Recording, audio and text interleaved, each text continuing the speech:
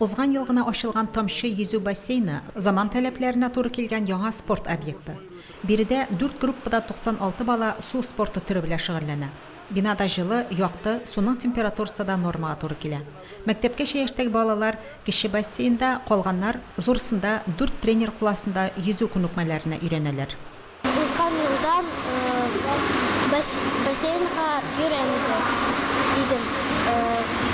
Бассейнга кергәч беренче раз мин йөзү алдым әзрәк кенә, ә хәзер бик тырышам. Мин Альметьевск, Киева, Слободада булган идем соревнованиедән. Минем тренерым Алмаз Абыдавлетшин. Мин 3 ел йөрим инде, 7 яшьтә башладым. Гимназия мәктәбенә йөрим, 4нче Б классында укыйм, белем алам. Миңа бу кружок бик ошый, ташламыйчакмын. Мин брас, кроль, дельфин, спина, комплекс шөгыльләрен беләм. Балаларны йөзәргә өйрәтү өчен зур осталык, тәҗрибә һәм сабырлык таләп ителә. Монда укучыларга түгел, мәктәпкәчә яшьтәге балалар да бик теләп йөри. Алар өчен кече бассейн эшли. Менә балалар менә бу беренче җылды.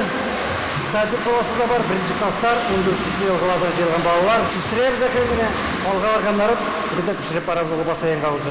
Тәҗрибәле тренерлар кул астында yüзә белмәгән балалар да бик тиз үзләрен судагы балык кебек хис итә башлыйлар. Уңышларга да ирешәләр. Иң мөһиме максат һәм теләк кирәк. Найля Салахова, Динар Нуртдинов, Муслим телевидениесе.